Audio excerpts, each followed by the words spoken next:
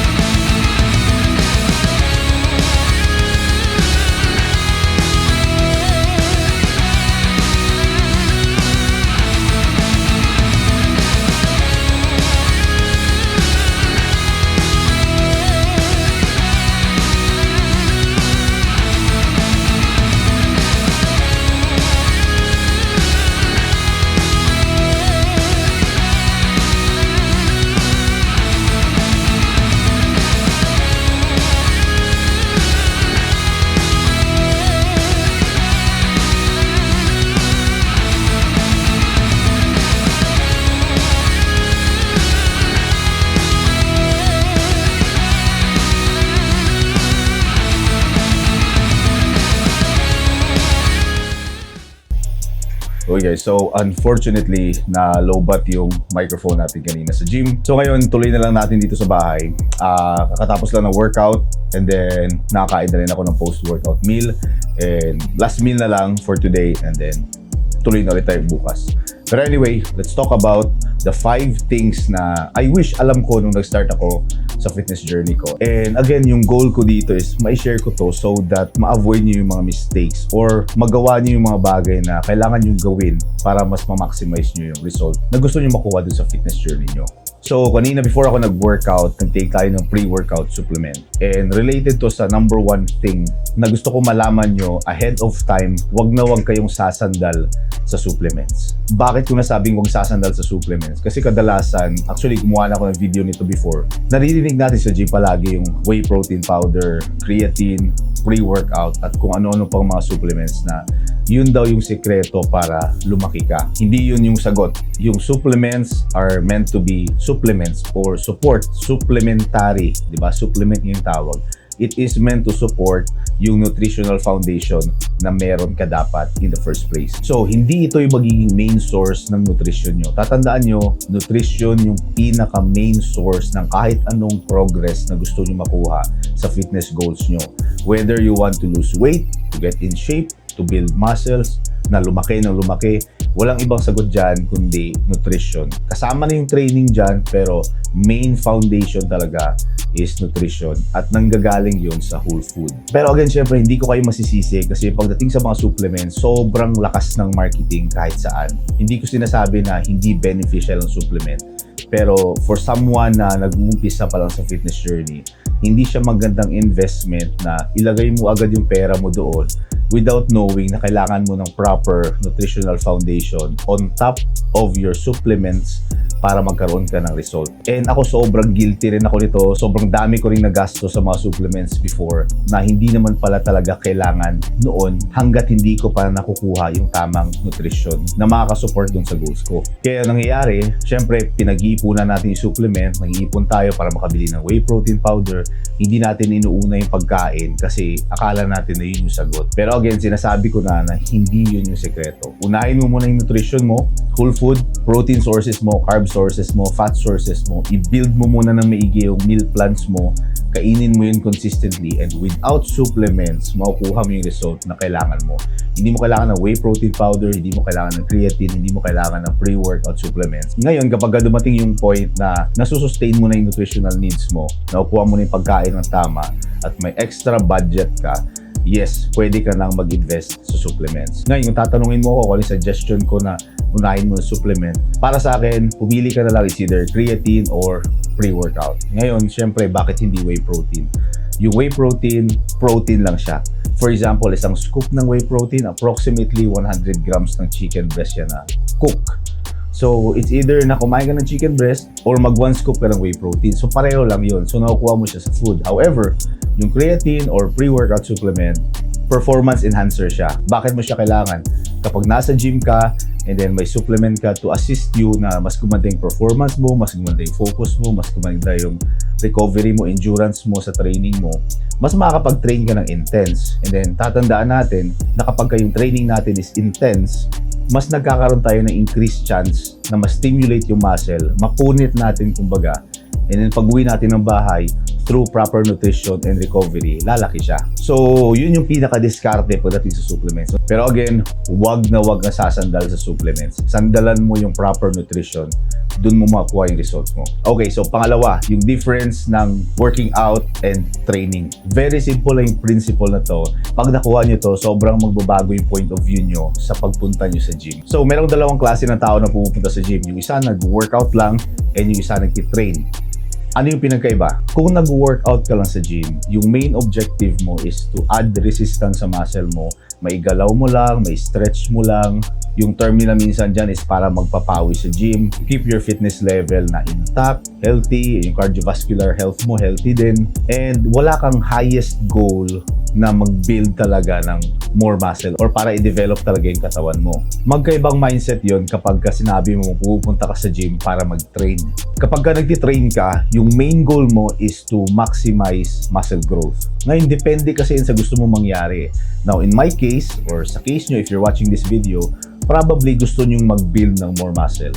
And yung mindset mo palagi talaga dyan, pag pupunta ka ng gym, magti-training ka. Hindi ka lang mag-workout, magti-training ka. Bakit? Kasi pag yung mindset mo magti-training ka, yung goal mo is to beat your previous session. So kung ano yung ginawa mo intensity sa previous session mo, last week halimbawa nag-chest ka, This week, kung mag-chest ka ulit, yung mindset mo, kailangan mong malamangan yung performance mo last week, yung intensity mo last week, para mabigyan mo yung katawan mo ng reason para mag-grow. So doon na papasok yung mga term like progressive overload, rest periods, time under tension, yung pagla-logbook. Logbook, ibig sabihin, sinusulat mo yung mga numbers mo during the session, and then next week, titignan mo yung numbers mo and itatry mo yung i-beat. So logbooking yung tawag dyan. So with that in mind, tanongin mo sarili mo, ano ba yung ultimate goal mo? If goal mo na lumaki, have the mindset na you go to the gym to train. If goal mo na ma-maintain lang yung katawan mo, ma-maintain lang yung fitness level mo, yung cardiovascular health mo, gusto mo lang magpapawis and maging healthy, makagalaw-galaw, ganyan, then okay lang na yung mindset mo pag pupunta ka sa gym, mag-workout ka lang.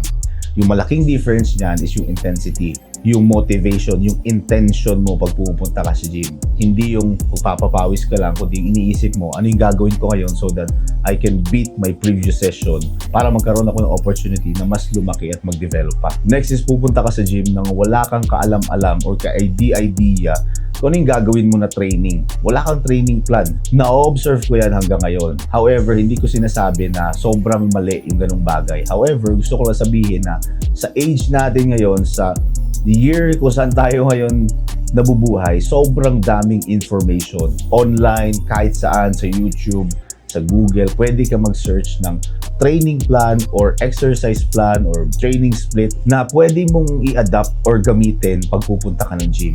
Yung tendency kasi is that, especially sa mga beginners, pag pupunta sa gym, hindi nila alam yung gagawin nila. Tumitingin lang sila sa paligid kung ano yung ginagawa ng ibang nag-gym, ginagaya lang din nila. Wala namang masama doon, syempre beginner ka nga. However, hindi na ngayon excuse na kulang tayo sa knowledge pagdating sa kahit basic na training plan. Kasi may YouTube, sobrang simpleng mag-search. So my suggestion is, compared sa time namin before na medyo hindi pa ganoon kauso yung mga training plan na yan, nagtatanong-tanong ka lang talaga, my suggestion is that kung mag-umpisa ka pa lang, hanap ka ng training plan online, ikopyahin mo, isulat mo sa notebook or isulat mo sa phone mo, and then pagdating mo sa gym or i-download mo yung video, pagdating mo sa gym, sundan mo. At least, hindi ko man sinasabi na yun yung pinaka-optimal training plan for you, pero meron kang susundan, meron kang foundation, meron kang starting point kahit papano na makapagsimula ka dun sa pagtitraining mo. May schedule ka kung anong gagawin mo ng Monday, anong exercises mo sa Tuesday, Wednesday, Thursday, Friday, Saturday, so on and so forth. Kaya sa pupunta ka sa gym tapos wala ka idea kung anong gagawin mo and then manggagaya ka kung ano yung nakikita mo doon. Hindi na yun wise approach sa ngayon. Yes, pwede kang magtanong kung may mabait yun sa gym, kuya, ate, pwede mo ba ako turuan kung ano yung basic na training split or training plan na pwede kong gawin kasi beginner ako. Isang option din yun. Pero pinaka-easiest way na hindi ka magsayang ng oras sa gym is to search for a workable training plan.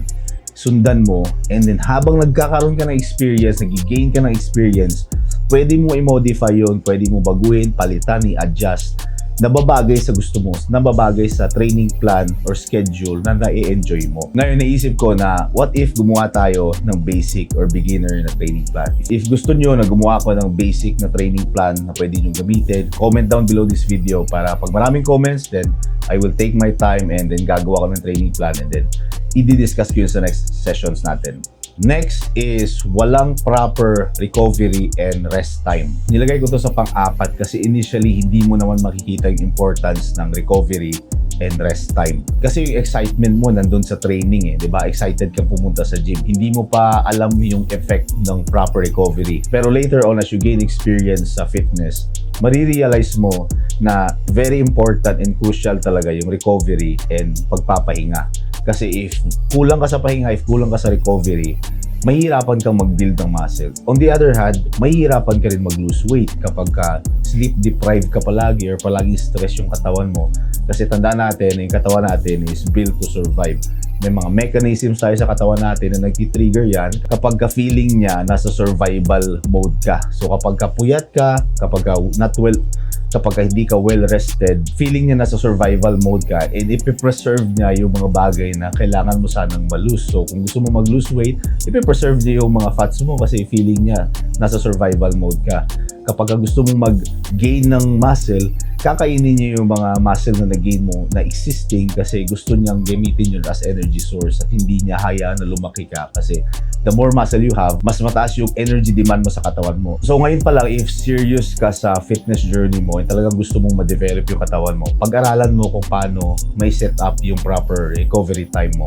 Yung tulog mo, ayusin mo. And for me personally, hanggang ngayon work in progress pa lang yan kasi meron akong pamilya, meron akong trabaho. So medyo struggle pa rin pagdating sa rest time or sa recovery sa tulog.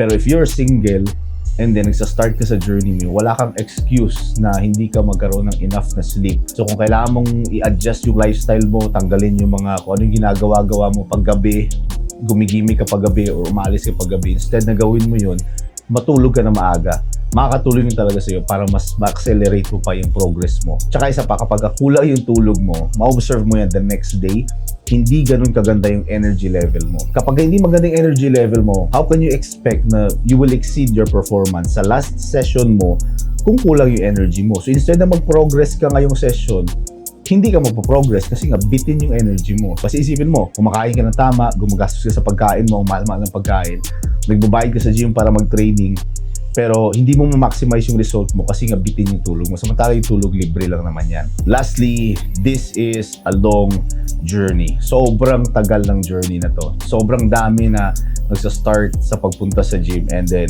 nagko-quit after 1 month kasi hindi pa nila kamukha yung mga idol nila na bodybuilders or fitness influencer. It takes years na makapag-build ng magandang physique and consistency in those years para magawa mo yun. Pero actually, good news yan.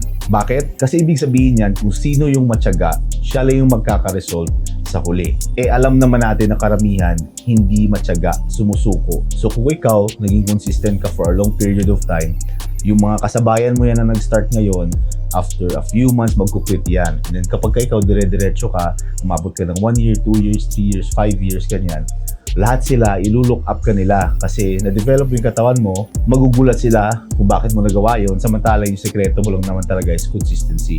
Samantala sila, kung tinuloy-tuloy din nila yung ginawa nila, na-achieve din nila sana yung physique goals nila. So kapag ka naging matyaga ka, matik yan, panalo ka sa uli. So yun yung isipin mo, yun yung positive side, although matagal yung journey sa fitness. Tsaka hindi mo naman talaga kailangan magmadali kasi habang tumatagal, mas natututo ka pa sa katawan mo, sa response ng katawan mo sa pagkain na kinakain mo, yung response ng katawan mo sa training na ginagawa mo, makaka-adjust ka sa pagkain mo, ma-adjust mo yung training mo na mas aangkop dun sa katawan mo. And over the years, makikita mo yung approach na mas efficient sa'yo. So, wala kasing specific na manual. Kumbaga na, eto yung kailangan mong gawin, eto yung 100% sure na way para ma-achieve mo yan.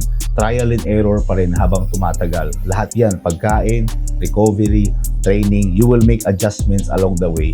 And hindi mo yun magagawa kung titigil ka ng maaga. Pero kapag ka naging consistent ka, you will give yourself enough time to know yourself, to learn your body, makapag-adjust ka dun sa mga kailangan mong gawin.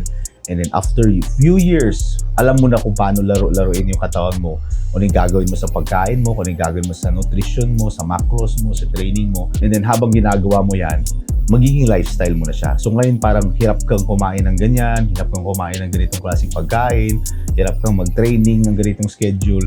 Pero kapag nag-stick ka sa ganyang diet, sa ganyang schedule for a long period of time, magiging lifestyle mo na yan. Hindi mo na mapapansin na automatic na, kumbaga wala nang resistance sa'yo na parang yun na yung normal na buhay mo. Kapag ka yun yung nangyari, waiting game ka na lang.